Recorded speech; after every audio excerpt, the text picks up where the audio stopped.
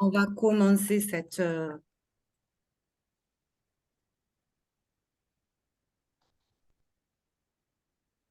intervention. Alors, je suis en train de partager mon écran. Dites-moi si vous le visualisez. Oui.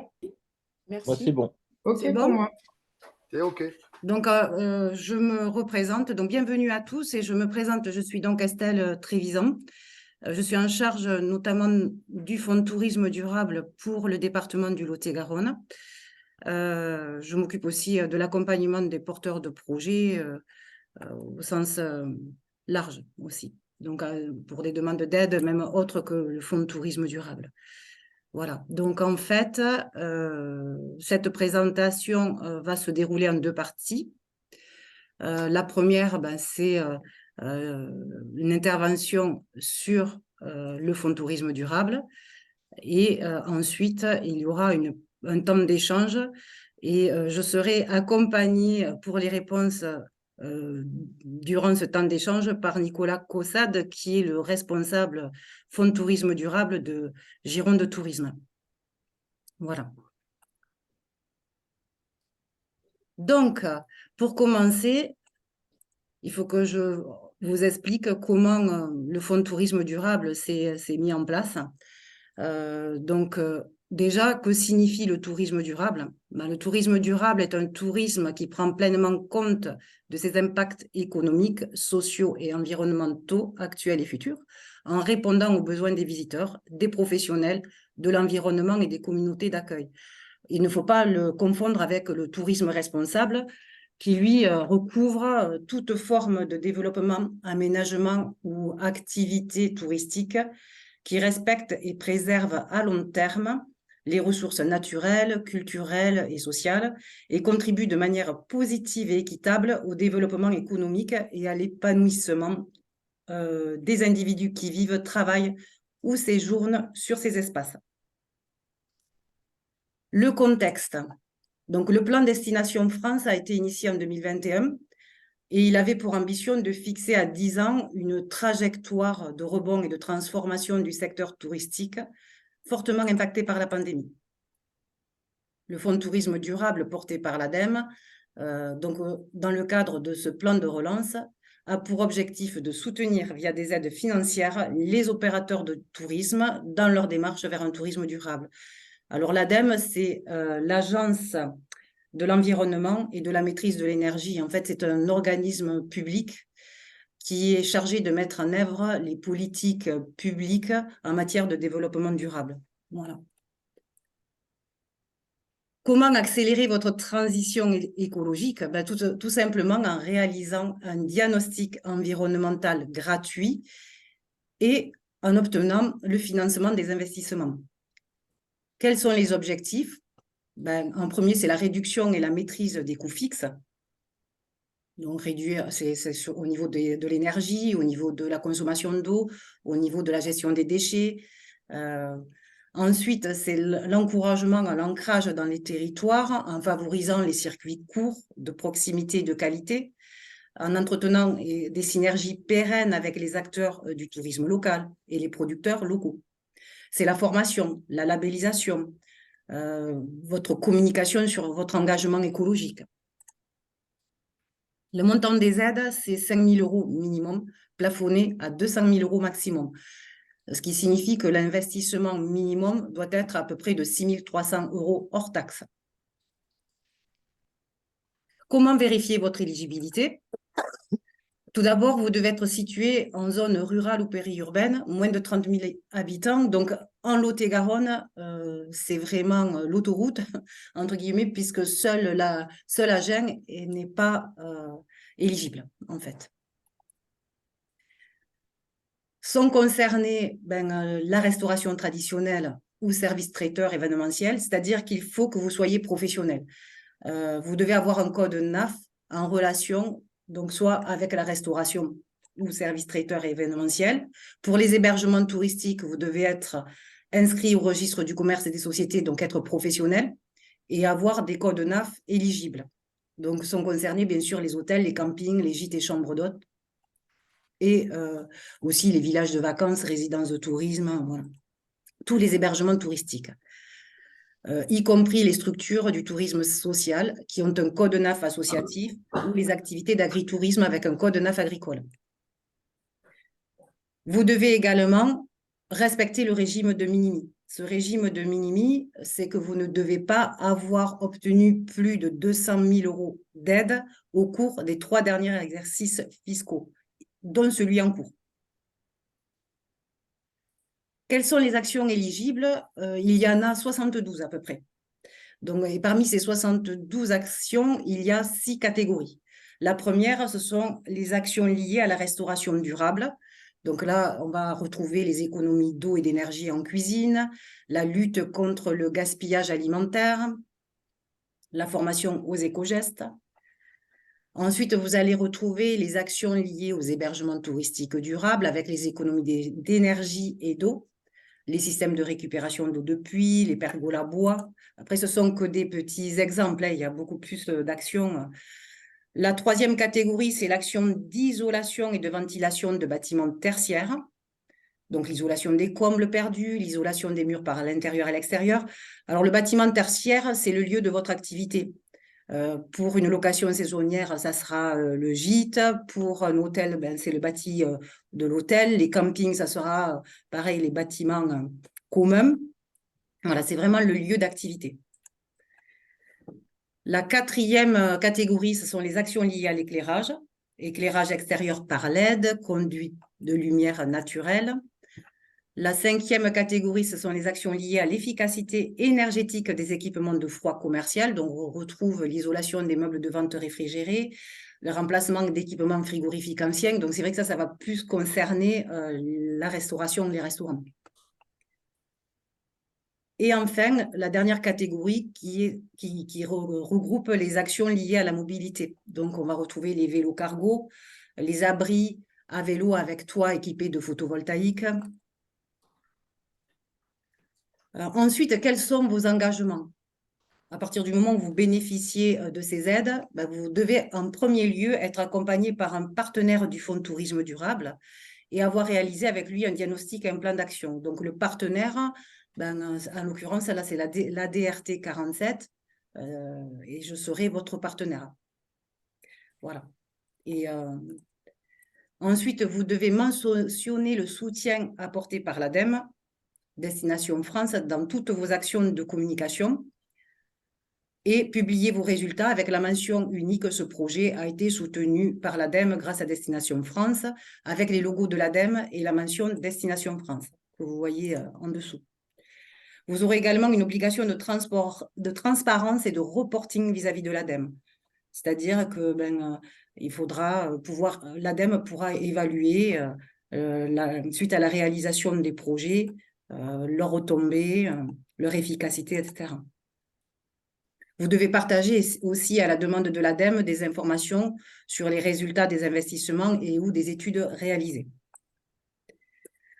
Comment va se dérouler la procédure lorsque vous demandez une aide via le Fonds de tourisme durable? En premier lieu, il va falloir vérifier votre éligibilité, donc auprès de nous. Ensuite, vous devrez choisir les actions qui sont éligibles en fonction de votre projet, de vos attentes, parmi les 72 actions contenues dans le document relatif au Fonds de tourisme durable. Vous devrez réaliser les devis en adéquation avec chacune de vos actions choisies. Et il faut vraiment qu'il y ait une concordance avec les exigences des critères de l'ADEME sur votre devis. Les devis aussi, c'est important, doivent être réalisés par des artisans qui doivent être qualifiés RGE, c'est-à-dire ils doivent être reconnus garants de l'environnement. Si vous le souhaitez, j'ai la liste. Une fois que vous avez fait le choix des actions, réalisé les devis, il faudra, nous, on vous proposera un rendez-vous pour faire un audit, un diagnostic et un plan d'action sur site. Donc, on viendra vous rencontrer pour réaliser ce diagnostic et ce plan d'action. Une fois que ce diagnostic et ce plan d'action sera réalisé, vous serez en mesure de déposer votre dossier en ligne. L'ADEME, en général, valide le dossier dans la semaine qui suit le dépôt du dossier. Vous pouvez, sur demande, obtenir 30% d'acompte dans un délai de 1 mois après la validation du dossier. Par contre, vous avez une obligation de réalisation des travaux dans les 18 mois qui suivent le dépôt du dossier, pas un jour de plus. Et vous percevrez le solde, donc les 70% restants, sur facture avec attestation certifiée sincère de la réalisation de l'opération par le porteur de projet. Il y a également un contrôle à partir du 16e mois et ou à la fin des travaux. Les liens vers le fonds de tourisme durable, je pense que vous en disposez déjà, puisque dans le courrier d'invitation, je vous avais mis le lien vers notre espace pro, donc vous avez accès à toutes ces informations-là, déjà. Et donc, votre contact au niveau de la DRT Lot-et-Garonne, donc c'est moi-même, Estelle Trévisan, voilà.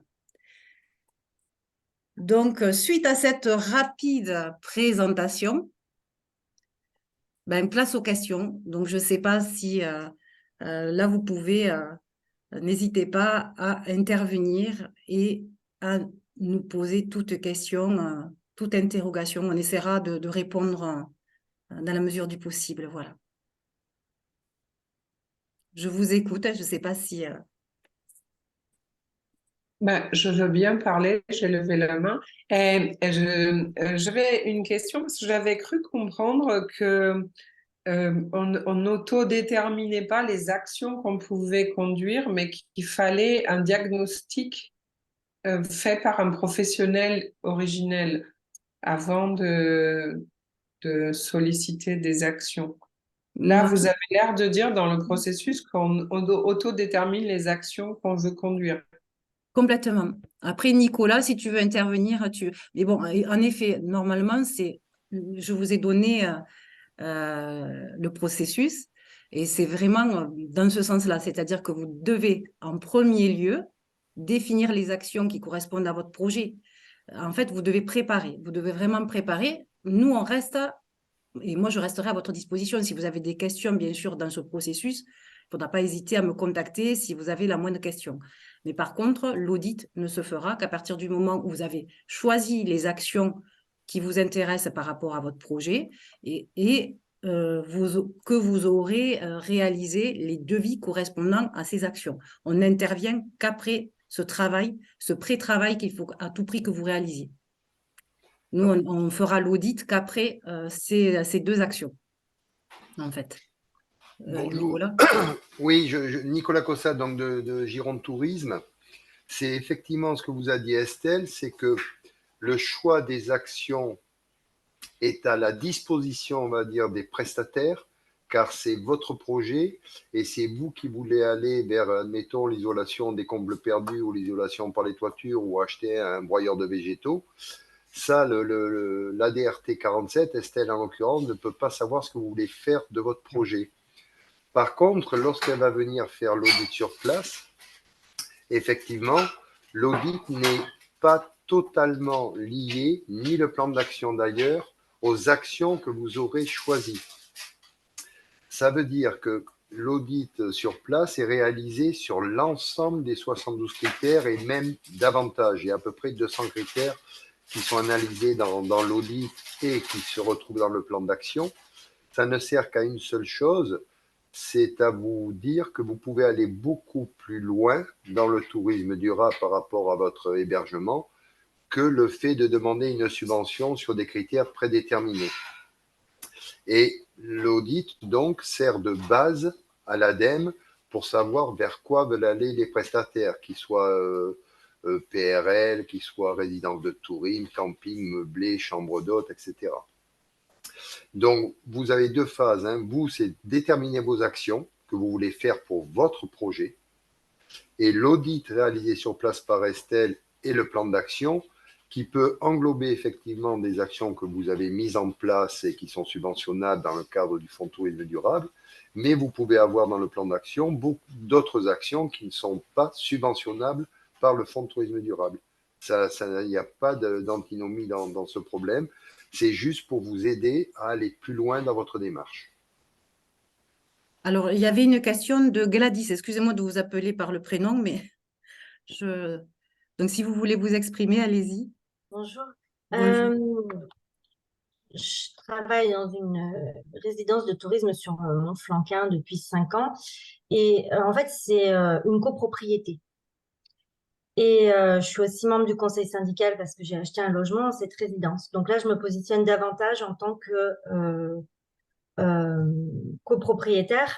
Et on est un certain nombre de copropriétaires et ça fait partie de nos préoccupations au sein du conseil syndical et c'est des projets qu'on aimerait mener avec le syndic. Mais du coup, c'est le syndic qui, je pense, conduirait ce genre de travaux. Est-ce qu'une copropriété a un code NAF et a possibilité de postuler à ce genre de subvention? Alors, dans votre Oui, cas, il n'y non, a je pense qu'une pas. seule solution, c'est de créer une SCI. Les SCI sont éligibles au fonds de tourisme durable, un syndic de copropriété ne l'est pas. Si vous ne D'accord. créez pas de SCI, vous ne pourrez pas avoir le code NAF équivalent et l'INSEE non plus. Ouais, réussir à faire une SCI avec 149 copropriétaires, je pense que je peux toujours m'asseoir. Ouais. Ok. Alors, Après, voilà, vous il y a des pouvez, vous pouvez juste créer une SCI avec 3-4 propriétaires qui sont dans la partie prenante, qui veulent vraiment le D'accord. faire. Par Ok. contre, les subventions ne porteront que sur 3 ou 4 propriétaires, pas sur l'ensemble du parc. L'idée, c'est parce qu'en fait, on est ouvert que 7 mois de l'année. Donc, Ouais. tous autant que nous sommes, on accueille des touristes, soit sous mandat de gestion avec Maeva, jusque-là, dans la structure dont j'avais la gestion, mais qui est une structure qui va arriver à son terme. Donc, les copropriétaires qui étaient sur ma structure vont arrêter et vont devenir indépendants.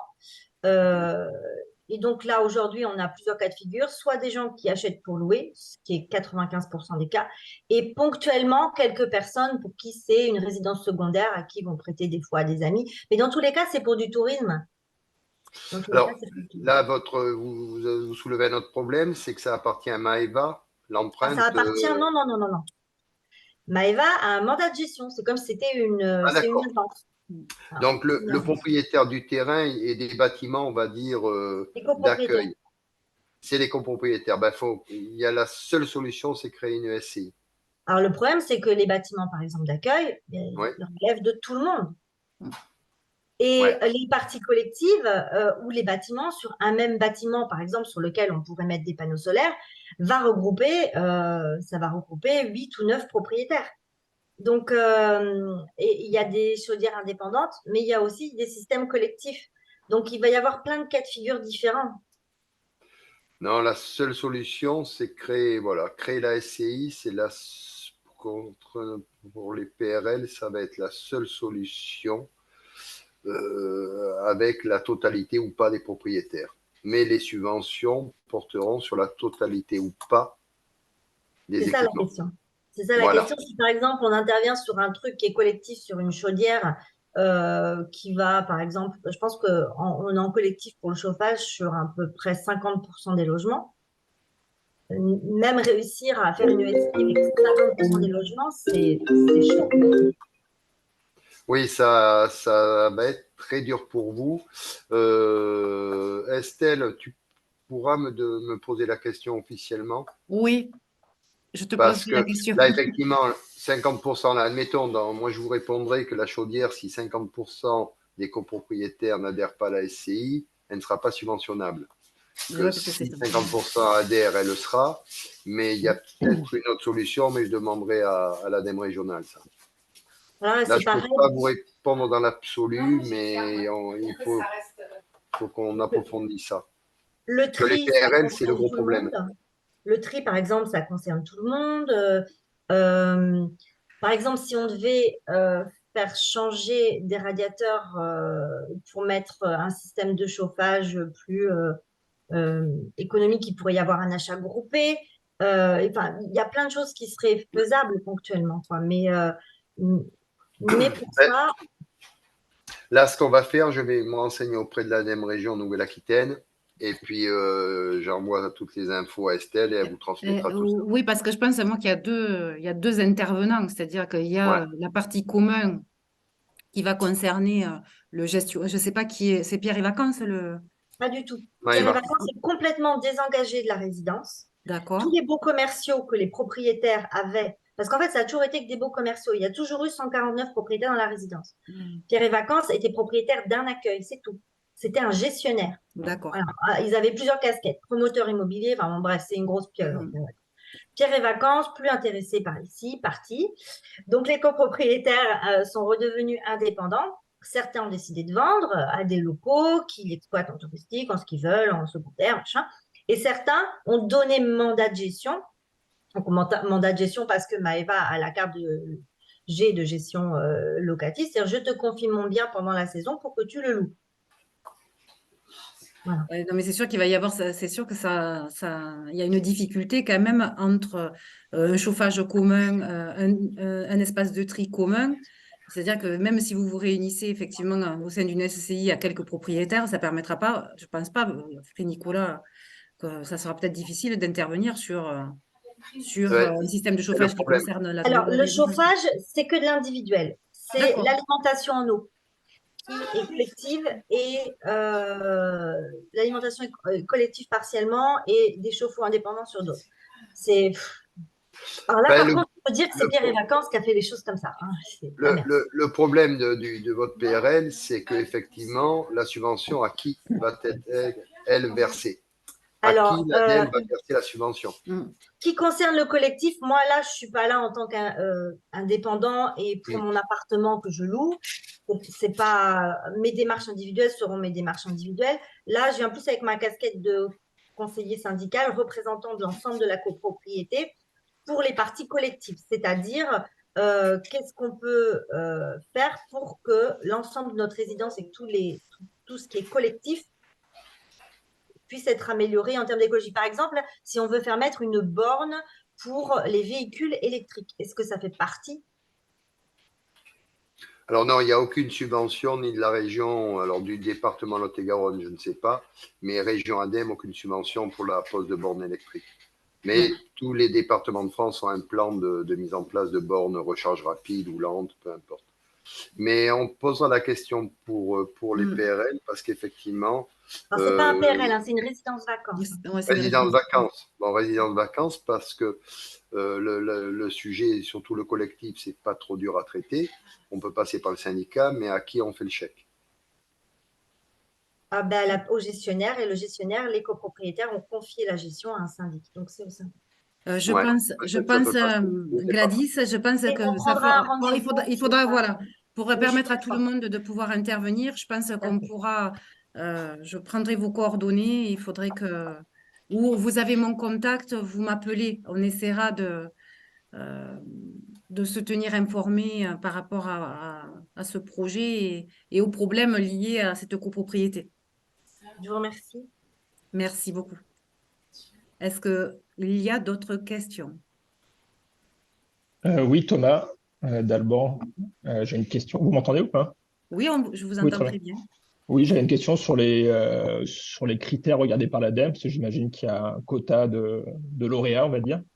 Donc, comment l'ADEME détermine quels projets ils retiennent? Et j'imagine que les quotas sont renouvelés chaque année, non? C'est quelque chose comme ça? Alors, non, en fait, Je te laisse répondre, Nicolas. ouais, c'est tout premier arrivé, premier servi. Pour l'instant, en 2021, au démarrage de l'action, il y avait 52 millions d'euros d'investis dans le fonds de tourisme durable. Là, il en reste encore. Donc, jusqu'à ce qu'on est sûr que jusqu'à fin 2024, il y aura assez de fonds parce qu'on connaît la moyenne des dossiers déposés, la moyenne par an. Il y aura encore assez d'argent jusqu'à fin 2024. Après, on ne sait pas. Mais ça veut dire que plus tôt vous déposez votre dossier, plus tôt vous êtes sûr d'avoir de l'argent. Dans tous les cas, lors de votre dépôt du dossier, vous passerez une convention avec l'ADEME qui vérifie quand même que c'est bien vous le propriétaire et qui ne verse pas les sous à n'importe qui. Et pour revenir sur ce point-là, donc, vous déposez votre dossier au fil du temps, il n'y a pas de date butoir, il n'y a pas de minima ou de maximum de dossiers déposés par an parce que c'est national. Donc, jusqu'à fin 2024, vous pouvez déposer votre dossier. Vous serez sûr et certain qu'il sera accepté s'il correspond aux critères du Fonds de tourisme durable. D'accord. Et après, il y a pas ils n'essayent pas de promouvoir toutes les régions de France. Il y a pas, il n'y a pas de, comment dire, voilà, d'équitabilité, d'équité, je veux dire, entre chaque région de France et ce genre de choses. Non, aucune. Il y a même des départements qui ne développent pas le fonds de tourisme durable. D'accord. C'était un choix du département de le faire ou pas. D'accord, merci. Je vois alors excusez-moi, pareil, je vous appelle par le prénom. Vanessa a posé une question parce elle est arrivée alors que l'intervention était terminée. Vous demandez est-ce qu'il y a une limite de dépenses à faire pour avoir droit de postuler au fonds? Oui, en effet. Le minimum de financement est à hauteur de 5 000 euros, ce qui représente à peu près 6 300 euros d'investissement hors taxe. J'espère que j'ai répondu à votre question. Je ne sais pas si vous en avez d'autres. Non. Sinon, je vois qu'il y a plusieurs mains levées. Donc, il y a Christine Turin. Madame Turin, je ne sais pas quelle est votre question. Bonjour. Bonjour.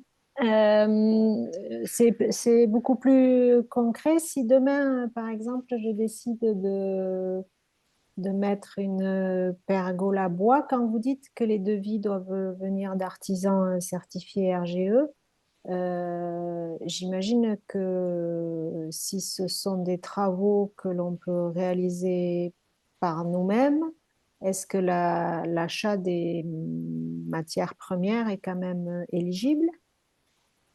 Je ne sais pas si je me fais Alors, de... oui, il y a certains critères. Alors, vous avez, Estelle pourra vous fournir la liste des critères. Avec cette liste des critères, vous avez un cahier des charges qui explique de A à Z le critère. Il y a effectivement pour tout ce qui est électrique hors éclairage LED, obligation d'avoir un RGE, un artisan RGE.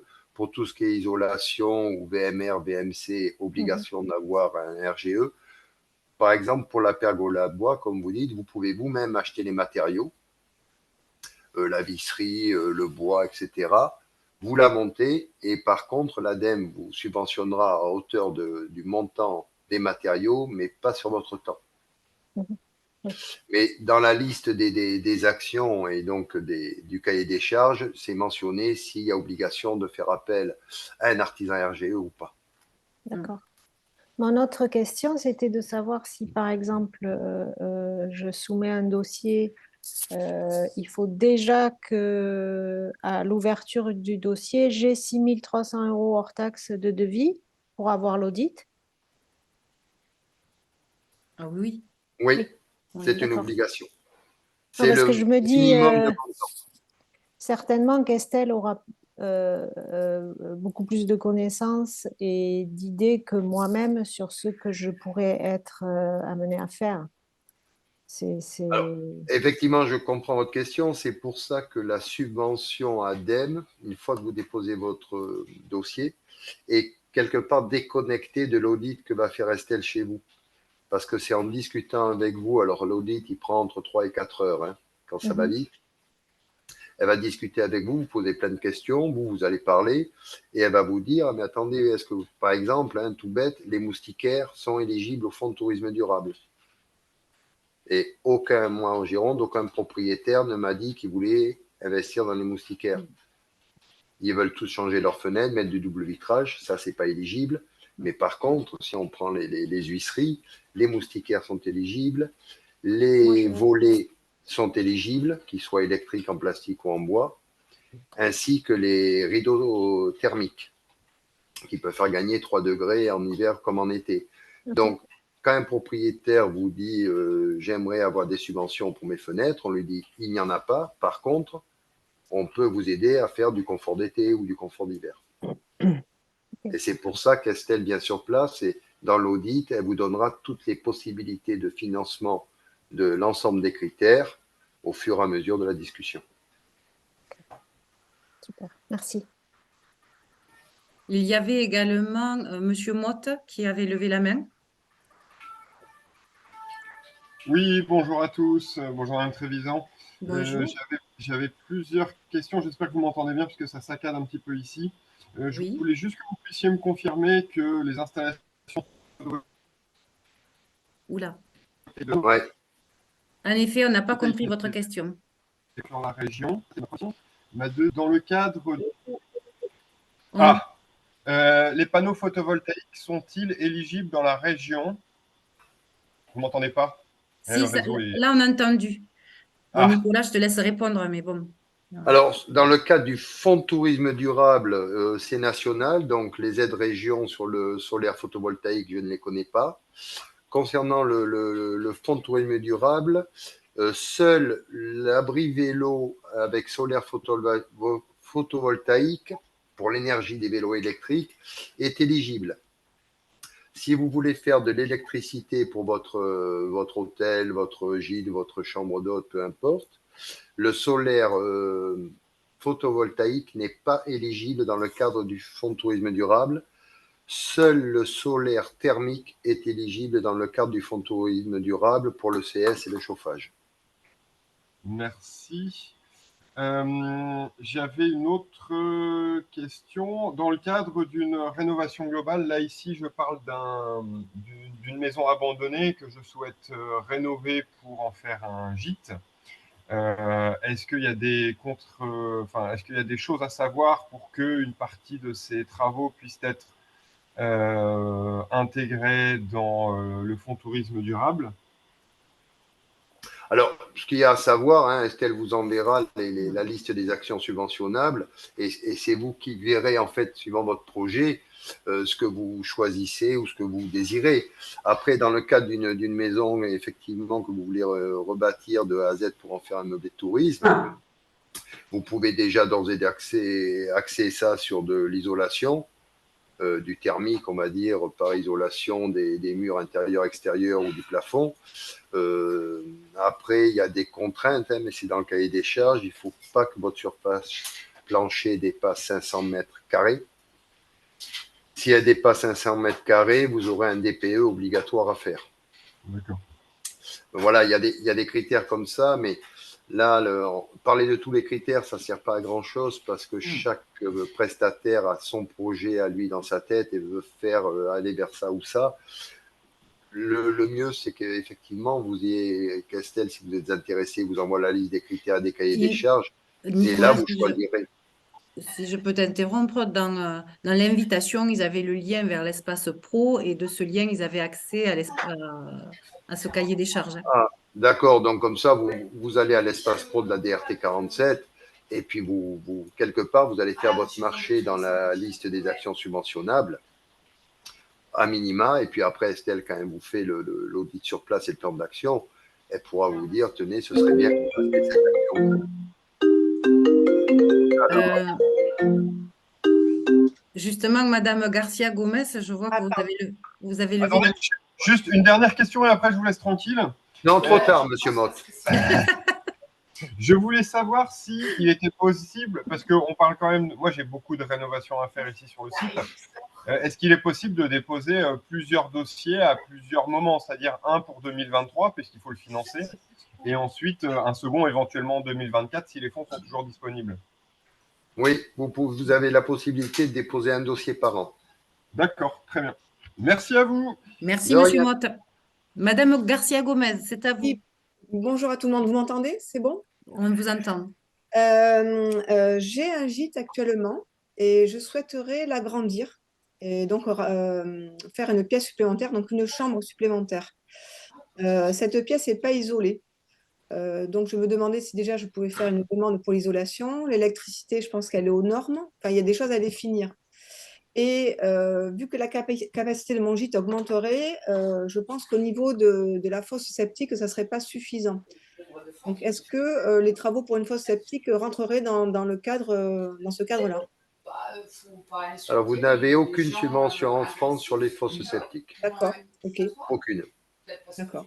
Donc là, c'est tant pis Le pour vous. traitement des eaux, voilà, parce que ça pouvait faire partie éventuellement de... Non, les seules subventions qu'il y a en France sur les eaux, c'est grâce au Fonds de tourisme durable, mais c'est seulement sur les eaux de pluie, récupération des eaux de pluie. Ok, d'accord, merci. Vous n'avez rien sur les fosses septiques, que ce soit sur la VRD, sur l'enfouissement de la citerne ou quoi que ce soit, ou sur les pompes de relevage ou de remontée. D'accord. Il existe rien. Je me permets d'intervenir. Moi, j'ai eu une subvention par le syndicat des eaux, mais c'est très local en fait. Donc, Oui. peut-être ça vaut la peine de se renseigner. Alors, au point de vue national, hein, moi j'entends, c'est-à-dire région, État. Local, peut-être. Après local, je Je ne sais pas, mais il faut se renseigner auprès de ces syndicats des Oui, eaux. Madame Ça Garcia concorde. Gomez, Madame Turin, vous avez raison, vous êtes sur Val-de-Garonne, il me semble, de Oui. mémoire, où ils sont très investis au niveau de cet accompagnement. Madame Garcia Gomez, je ne sais pas sur quel territoire Oui, vous moi, je êtes. suis à Duras. Je suis à Duras. Donc peut-être que, comme il y a quand même ce lien avec le pays, justement, D'accord. peut-être vous renseigner quand même. Syndicat des eaux, c'est ça? Et c'est À ça? qui vous payez votre facture d'eau? D'accord, ok, bon, C'est très bien. votre syndicat. Et Mais faut- national, il n'y a rien. D'accord, ok. Merci, Madame Turin, pour votre intervention. Merci, oui, De oui, rien. c'est précieux. Je ne sais pas si Madame Garcia Gomez, est-ce que vous aviez d'autres questions? Parce Et par il y a rapport à d'autres- l'extension faire une chambre supplémentaire, est-ce que ça, je pourrais faire une demande pour l'isolation? À partir du moment où vous allez avoir un investissement qui est supérieur à 6 300 € hors taxe D'accord, et que vous répondez aux critères d'éligibilité du Fonds de tourisme durable, oui. d'accord. Donc, Nicolas, tu m'interromps si je me trompe, mais Non, non, c'est. je peux vous Le- le- envoyer un courrier dans ce sens et puis on voit ensemble la possibilité du. Alors, sur l'isolation, vous allez sûrement dépasser. Vous voulez faire les murs, C'est les c'est une toitures. pièce qui fait 20 mètres carrés, hein, c'est pas non plus énorme. Hein. Ouais, peut-être que les 6 300 et quelques euros vont pas être atteints alors. Ouais. Mais je sais pas. Enfin, Voilà, il faut faire des devis, quoi. Ouais, Faites des d'accord. devis avant parce que sur l'électricité, vous n'aurez rien. La mise aux normes de votre réseau électrique ne sera pas prise Ça, en c'est pas un compte. souci, c'est bon. Par contre, vos LED, lui, seront subventionnables. après, D'accord. est-ce Si que vous vous mettez allez des refaire un sanitaire? Ben oui, je pensais Donc le faire. peut-être que le sanitaire, avec les économiseurs d'eau, ça peut faire monter un peu l'addition avec Ouais. les... C'est pour ça que oui, parce que vu que là, ça va augmenter la capacité, j'aurai automatiquement ce problème de fosse septique. C'est pour ça que je vous demandais tout ça. Donc, il y aurait une salle de bain supplémentaire et un cabinet de plus. Voilà. Donc, Je vous comme l'a envoie- dit Nicolas, il faut faire les devis D'accord. en corrélation avec les actions du guide Fonds Tourisme Durable. D'accord. J'ai vu également, merci, j'ai Merci vu beaucoup. également Madame Domar, ou je sais pas, je vois, Madame Domar, oui, tout à fait. bonjour. Bonjour. Moi, je gère. Est-ce que. Alors, je suis en DSP au camping La Ferrette Jeunesse. Je voulais savoir si c'était pris en compte pour les douches, parce que je voulais installer des systèmes d'économie au niveau des douches. C'est un système de bracelet électronique pour limiter la quantité de douches par jour et la quantité d'eau utilisée dans les douches. Alors, je suis désolée parce que votre intervention a été hachurée et on n'a pas très bien compris. Est-ce que vous pouvez... Alors, c'est un système d'économiseur douche. C'est-à-dire que ça limite les quantités de temps des douches clients dans le camping et l'eau utilisée du coup. Je voulais savoir si ce genre de situation était ou pas. Je crois avoir compris de quoi vous vouliez Oui. parler. Intervenez si je me trompe, mais ce sont les bracelets électroniques que vous remettez à vos clients. Et lorsqu'ils vont à la douche, le bracelet détermine un temps d'1 minute, 1 minute 30 ou 2 minutes. Et comme ça évite que des gens étrangers viennent se doucher gratos. Et En surtout que les clients restent 30 minutes à la douche parce que c'est Oui, pas. tout à fait. Alors ça, dans le cadre du Fonds de tourisme durable, ce n'est pas subventionnable. Mince, une économie d'eau, ça peut être intéressant. Oui, non, puis c'est un système qui fonctionne très bien. Il y en a pas mal en Occitanie et ça fonctionne très très bien et ça fait de réelles économies d'eau. Mais Ouais, environ 500. dans le cadre du Fonds de tourisme durable, vous n'aurez que Ouais, il faut regarder. les boutons poussoirs en économie d'eau pour les douches collectives, on va dire, ou alors les mousseurs, les aérateurs. D'accord. Merci. Merci. Il y avait Madame Boussenac aussi, qui levait la même. Oui, en effet, bonjour. Bonjour. On a eu à échanger par téléphone. Bon, j'ai entendu que vous parlez de professionnels. Donc, moi, je suis un loueur meublé non professionnel depuis peu. Au revoir. Au revoir. C'est pas... Voilà, donc du coup, je ne suis pas concernée. Bon, il faut savoir que nous, on a déjà fait des travaux de rénovation puisqu'on a tout cassé, tout refait pour faire 2 appartements en bas de la maison où on habite. Donc, je présume que je ne suis pas dans la... C'est fini, quoi. Voilà. Oui, il faut être professionnel au sens des textes européens. Si vous êtes en loueur de meublés non professionnel, vous n'aurez pas accès au fonds de tourisme durable, OK. ni d'ailleurs aux autres subventions Hmm. Oui, de la oui. région. OK. Après, être professionnel, ça ne coûte pas plus cher que être non professionnel. Oui, alors Ça ne coûte j'avoue que je rien. découvre là, donc Être loueur professionnel, ça vous oblige à aller à votre mairie, à dire je loue des meublés de tourisme à titre professionnel. Il vous faut un joli certificat et vous aurez automatiquement un code NAF et un numéro INSEE. Et ça vous coûte 0. Ou vous pouvez aller au greffe du tribunal d'Agen aussi, pour avoir votre INSEE et votre NAF directement. Et c'est gratuit aussi. bah, quelle est la différence finalement alors? Quel est l'avantage entre l'un et l'autre? Récupération de TVA, si vous voulez vous assujettir par la suite. La fiscalité ne change pas. Par contre, si vous voulez, bon, vous avez fait des gros travaux, donc ça peut être moins intéressant. Mais si vous êtes loueur professionnel, vous pouvez demander à être assujetti à la TVA et récupérer donc 20% sur l'ensemble de vos travaux. Sinon, ça ne change rien, effectivement. Ah, sur les Mais travaux ça, déjà effectués. D'accord. non, pas sur les travaux déjà effectués.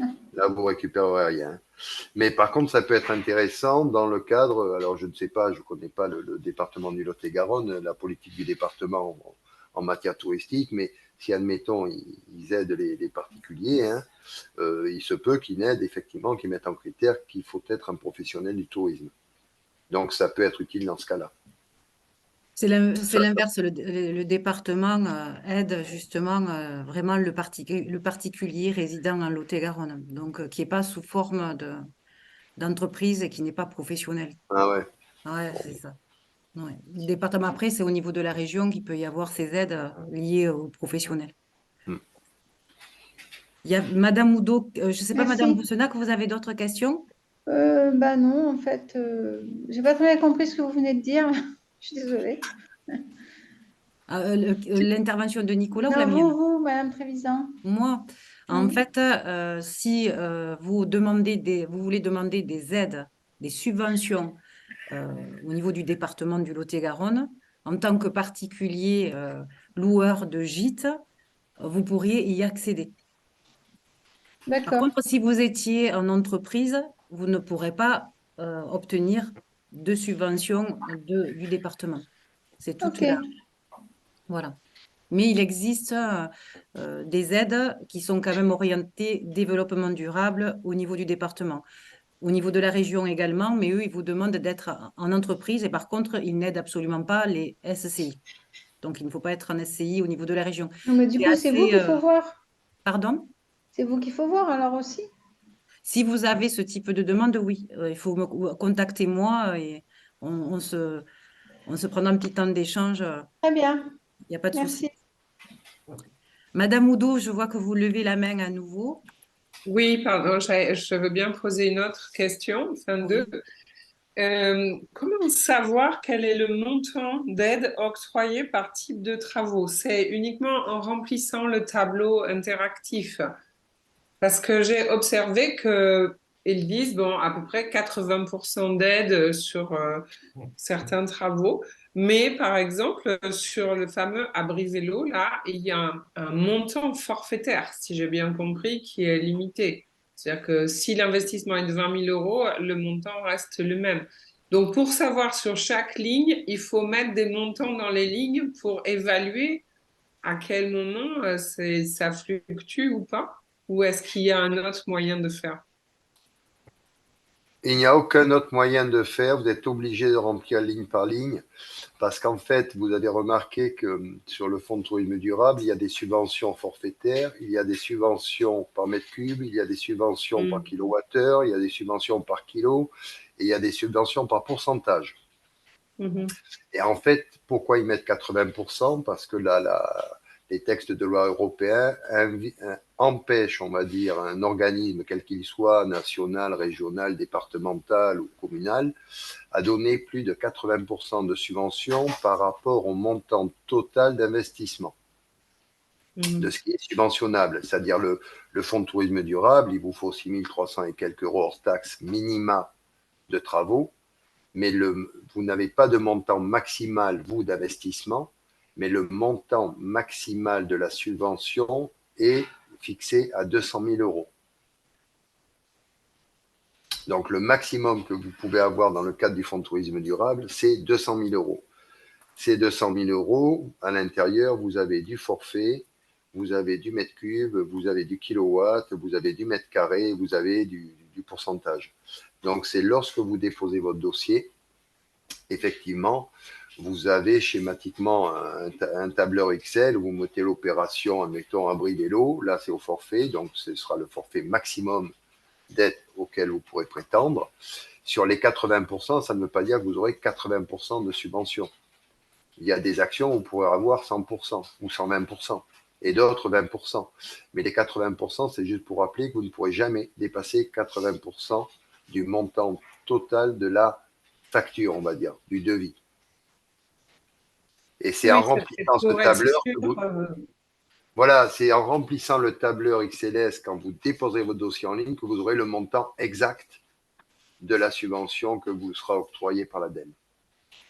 D'accord. Mais avant... Okay, j'avais bien compris. Et question complémentaire, c'est les devis ne doivent pas être signés, c'est ça, les devis qui sont présentés, c'est avant engagement?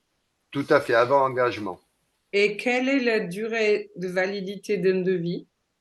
Il n'y a pas de durée. Un devis d'un an est présentable ou pas? Alors, un an, si vous déposez en 24, non. Si là, admettons, il est de janvier 23, vous déposez en 23, il sera valable. C'est l'année civile en cours où il faut que la date des devis corresponde. D'accord, devis de l'année civile. Voilà, devis de l'année civile, donc 1er janvier, 31 décembre. Et quand un devis recouvre des travaux qui ne sont pas exclusivement inscrits dans les lignes éligibles, ils peuvent être traités partiellement. Parce que les entreprises, elles n'acceptent pas de faire des devis que sur la tranche. Non, non. Mais là, lorsque vous joignez votre devis, parce qu'il faut le scanner et le joindre, vous mettez un coup de stabilo pour que tout le monde voit que c'est cette action qui est prise en compte et pas les autres. Notamment sur les devis d'électricité, ça arrive souvent. Ou si vous faites de la VRD ou de l'isolation, vous avez le BA13 aussi, etc. Donc là, vous stabilotez la partie subventionnable et le reste, on n'en tient pas compte. Merci.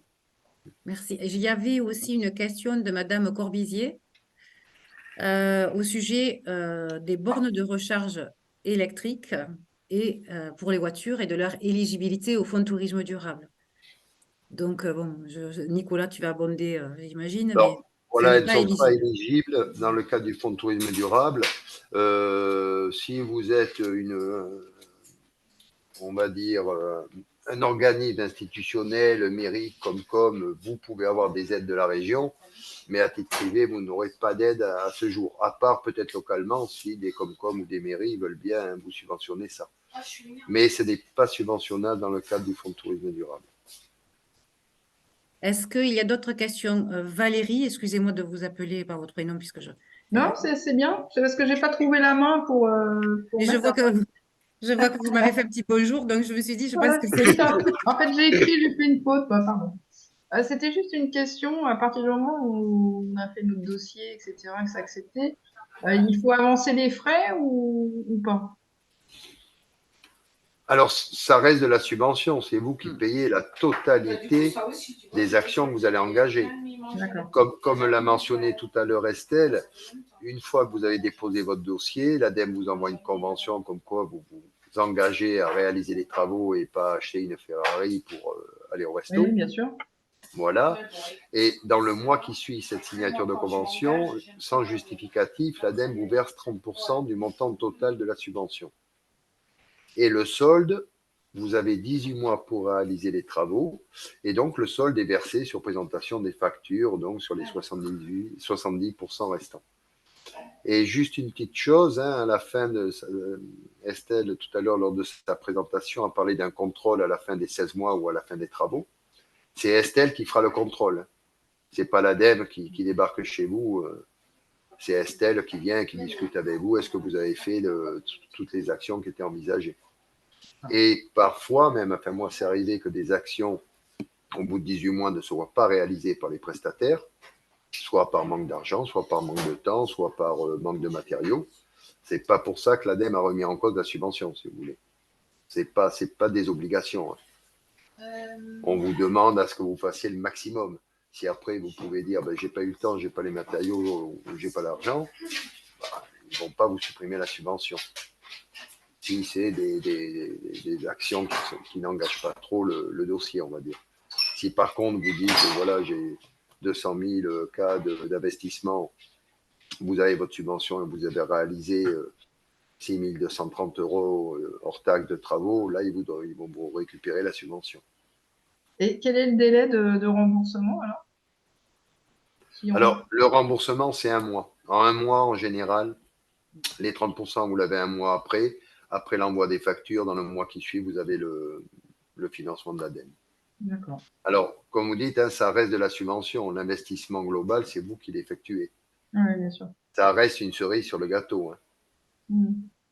Oui, c'est pour ça qu'en C'est pas général, un financement. oui, en général, tous les financeurs disent qu'il est important que vous ayez quand même les financements. La subvention, ça reste un plus qui peut arriver parce qu'il peut y avoir la subvention, elle peut ne pas arriver aussi. Et si votre budget il est calé vraiment en tenant compte de cette subvention, c'est souvent le cas. Mais il faut quand même que vous ayez la possibilité de gérer en l'absence de cette subvention, que vous ayez quand même une solution de repli. Okay. La subvention, ce n'est jamais du financement. Est-ce qu'il y a d'autres questions? Oui, j'en avais une dernière. C'est par rapport au format du dossier. Donc, il y a les devis et il y a quoi d'autre à fournir? Enfin, une sorte de présentation, de pitch ou Non, vos devis et votre RIB. Ok. Non, Pas après, besoin. je pense, oui, je Pas pense de que blabla. peut-être, je pense que vous faites peut-être référence par rapport au pitch à un autre volet du Fonds de tourisme durable qui est bouclé, qui concernait les formes émergentes du tourisme. Et donc, il y avait un lien avec oui, soit l'écotourisme, soit le slow-tourisme. Et auquel cas, là, oui, il fallait que le porteur de projet vende vraiment son projet. Oui, Voilà. ça c'était jusqu'à octobre, ça, si je me souviens bien. Oui, Octobre. ça s'est terminé en octobre, oui. Alors, Mais je d'accord, ne il y a sais pas. pas, Nicolas, mais peut-être qu'il y aura un nouvel appel à projet en 2024 à ce niveau-là. Sûrement, parce qu'il y en a pratiquement tous Voilà, il les y en a ans, tous les ans. les ans et demi. Mais là, effectivement, l'ADEME, il demande juste à ce que là, vous ayez les devis, remplir les tableurs XLS après pour déterminer vos actions et joindre un RIB, c'est tout. Il ne vous demande pas à expliquer votre projet, des photos ou des plans. Ok, d'accord. Je pensais que c'était plus, il fallait être un peu plus vendeur de son projet, mais ok. Non, rien que le fait de déposer un dossier, le côté vendeur de la chose, ça se fait par rapport à Estelle. Ouais. D'accord. Elle va vous dire, bon, votre dossier, il ne vaut rien, ou il est éligible. C'est elle qui juge si c'est du tourisme ou pas, quoi. Ok, top. Merci. De rien. Est-ce qu'il y a d'autres questions avant qu'on clôture cette session? Après, quoi qu'il en soit, je reste disponible en dehors de cette visio. Heureusement, je ne vais pas couper mes accès et mes moyens de communication. Vous pourrez me joindre quand vous le souhaitez. Donc, n'hésitez pas à le faire si vous avez d'autres questions. Moi, j'en ai une. Oui. En termes de formation et communication par rapport aux éco-gestes et ce genre de choses, vous avez des contacts à nous fournir? Ça, il faudra que je recherche. Oui, parce que c'est ça, vrai je t'en passerai, oui. Oui, parce qu'en fait, c'est sûr que ça existe. Et c'est vrai qu'on n'a pas encore, au niveau du Lot-et-Garonne, mis tout le puzzle en place. Mais bien sûr, il y aura, on essaiera quand même de vous fournir tous ces éléments. Ok, merci. Voilà. Moi, je Vous voudrais juste pouvez vous rajouter. tourner. Pardon. Allez-y, Juste pour allez-y. apporter un élément de réponse à la dame, l'interfilière tourisme de Nouvelle-Aquitaine, ils sont ressources sur des questions d'accompagnement aux éco-gestes, etc. Et sur les questions de l'eau, enfin sur plein de sujets. Vous pouvez Après, la difficulté, c'est que l'interfilière, je ne sais pas, tu m'arrêtes, Nicolas, l'interfilière concerne les personnes qui sont soit à l'UMI, adhérentes à l'UMI, soit à l'hôtellerie de plein air, soit à À l'UNAT. l'UNAT. Donc, en fait, si Madame Turin ne fait pas partie de ces... Ah oui, je ne savais pas. Elle ne Pardon. pourra pas avoir l'aide de l'interfilière. Tu m'interromps, Nicolas, si je me trompe. Non, non, et c'est vrai, je rajouterais que le guide des éco-gestes qu'a fait Lumina n'est pas en libre accès. Hein. Voilà.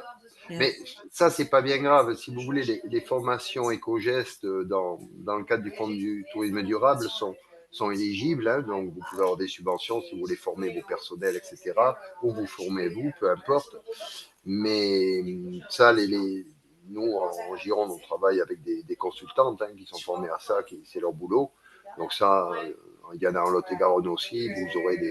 Vous aurez les coordonnées de ces personnes par la suite si vous êtes intéressé par ça, il n'y a pas de problème. Et merci. Et je voulais juste rajouter une chose, moi, c'est que sur l'exemple de la Gironde, nous on le fait depuis 21, parce que la plupart des dossiers de subvention, les gens s'imaginent que c'est énorme, c'est beaucoup de travail, beaucoup de temps. Nous, la moyenne de dossiers, on a des dossiers qui vont de 50 000 euros d'investissement à 4,5 millions. Ça prend en moyenne, c'est 1 mois et demi de boulot pour que le dossier soit entièrement déposé. Le plus dur pour vous, ça va être de demander les devis aux artisans. Enfin, ça va être le plus long. Tout le reste, c'est d'une facilité déconcertante.